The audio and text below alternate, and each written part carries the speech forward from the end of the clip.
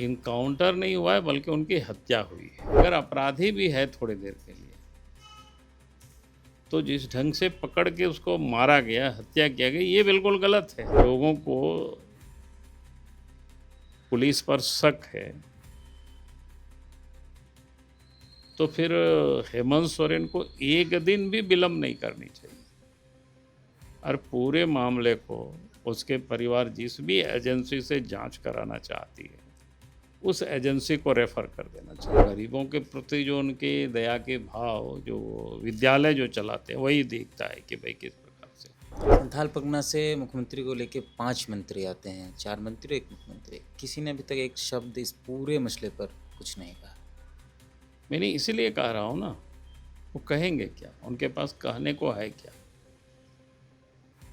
कहता आदमी तब है जब खुद इन्वॉल्व नहीं हो। एक सामाजिक व्यक्ति, राजनीतिक व्यक्ति कि अगर इस प्रकार से जो हत्याएं होती है तो थोड़ा ये चिंता का विषय होता है।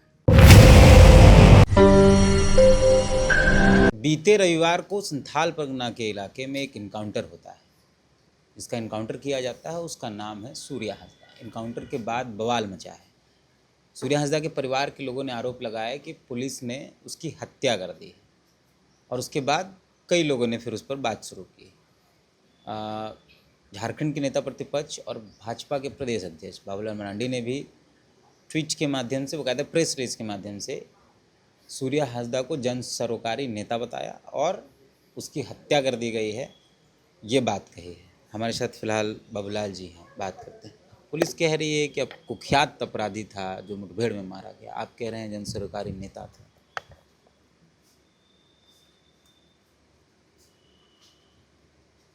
देखिए, मैं जो इनके जब इनकाउंटर की सूचना मिली तब मैंने पता करने की कोशिश की कि वास्तविकता क्या है। हमने बहुत सारे कुछ इकट्ठे भी किया। जो मेरा संपर्क सूत्र है, मैंने उन लोगों से भी बात की। उनके परिवारों से मैंने कोई बात नहीं की है, लेकिन उनके परिवार के, उनकी माँ के, उनकी पत्नी का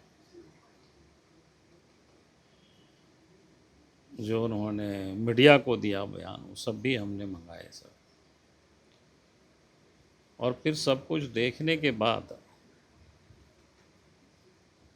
ये बातें समझ में आई कि जिस प्रकार से वो देवघर के पास, शायद मोहनपुर के पास कहीं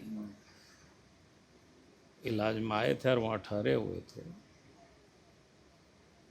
और एक दिन पहले ही उनको वहाँ से उठा लिया है पुलिस ने। और इसके बाद वो दिखा रहा है कि कहाँ गोड्डा साइड में या सुंदर पहाड़ी साइड, लाल मटिया तरह से कहीं पर उनकी मुठभेड़ और इनकाउंटर, ये सारी चीज़ें दिखा रहा है। तो उसे साफ लगता है कि भाई जिस व्यक्ति को पकड़ा तो फिर उधर क्यों ले गया घुमाने के लिए। उसको तो पकड़ करके मजिस्ट्रेट के सामने शामिल करता और फिर सीधे अदालत भेज देता। तो इससे साफ लगता है कि भाई उनकी इनकाउंटर नहीं हुआ है बल्कि उनकी हत्या हुई है। और इसलिए मैंने मांग की है कि भाई, उनके परिवार के लोगों ने भी कहा है, क्योंकि मैंने सीबीआई की मांग इसलिए नहीं उठाई क्योंकि सीबीआई पर बार बार वो कहते हैं कि भाई तो केंद्र सरकार के हाथ में है। सीबीआई से हेमंत सोरेन को बड़ा डर लगता है। तो इसलिए हमने कहा कि भाई हाई कोर्ट के किसी सिटिंग जज की अध्यक्षता में पूरे मामले की उसको जांच करानी चाहिए ताकि ये पता चल सके कि उनकी हत्या को किस प्रकार की गई है, उनकी गिरफ्तारी कहाँ हुई, कब हुई, कैसे हुई, वहाँ लोग बताएंगे ना उसको किस प्रकार से वहाँ से।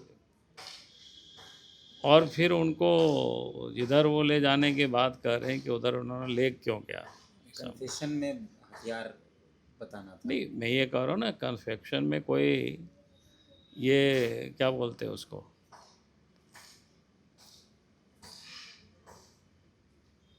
कन्फेशन में कोई कहा था उग्रवादी संगठन तो नहीं थे। हम्म, अगर हम थोड़ा दिन के लिए मानते भी हैं कि चलो अपराधी में उनका नाम दर्ज था,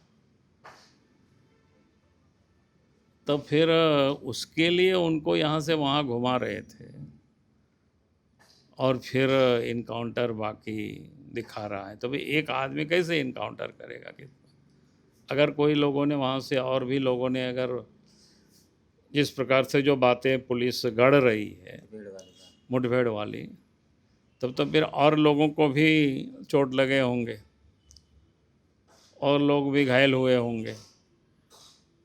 तो कहीं इस प्रकार की स्थिति नहीं है, तो इसे साफ लगता है कि भाई उनकी हत्या हुई है।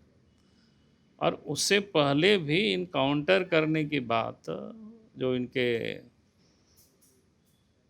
मुख्यमंत्री के जो खासम खास, पता नहीं आजकल प्रतिनिधि है कि नहीं, पंकज मिश्रा का बयान भी, गुड्डा शायद आए थे वहाँ का, वो भी बयान लोगों ने व्हाट्सएप में हमें भेजा था, तो हमने उस बयान को भी सुना।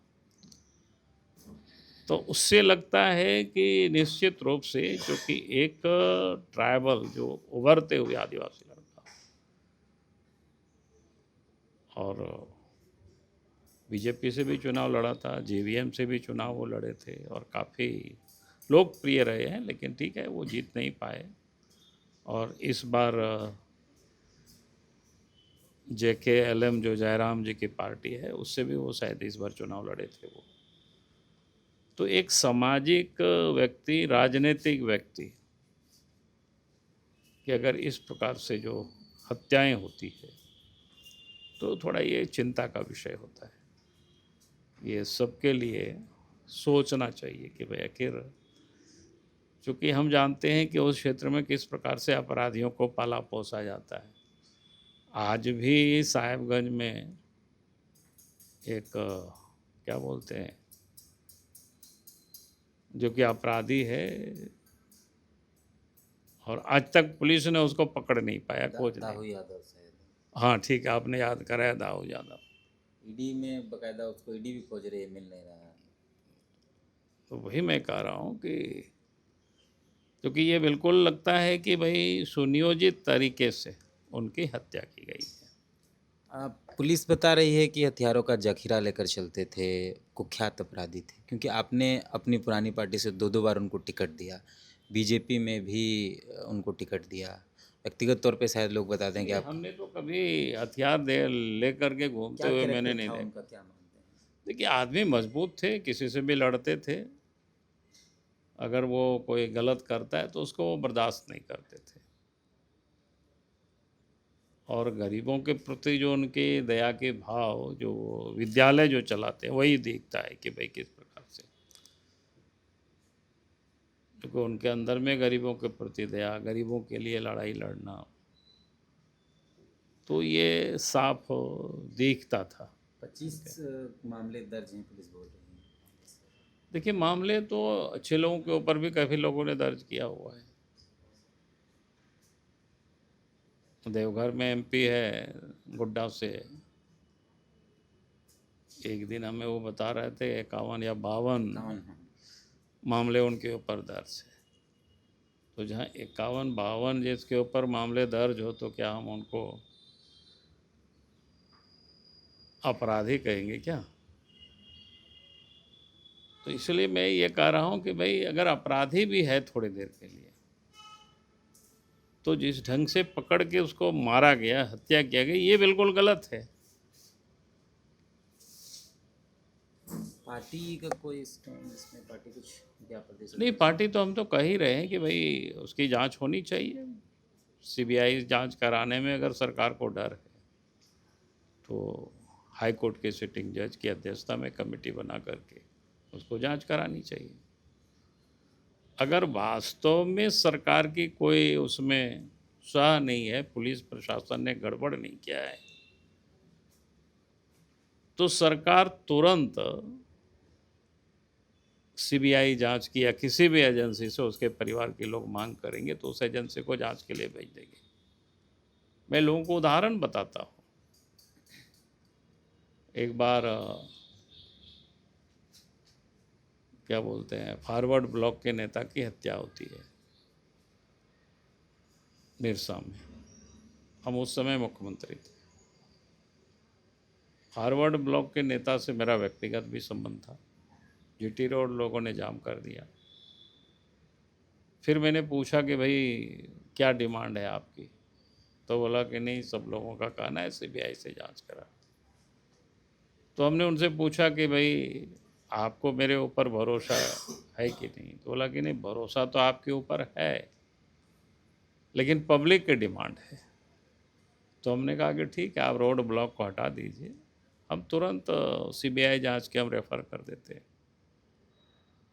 और उसके बाद पूरे मामले को हमने सीबीआई को हैंड ओवर कर दिया। दूसरी घटना मैं आपको बताता हूँ, जब महेंद्र सिंह की हत्या होती है, उस समय हम मुख्यमंत्री नहीं थे, अर्जुन मुंडा मुख्यमंत्री थे। और इसके बाद वो लोग आरोप लगाने लगे, खास करके रविंदर राय जी को टारगेट किए हुए थे। और उस समय एसपी हुआ करते थे दीपक वर्मा, उनको लोग टारगेट किए हुए थे।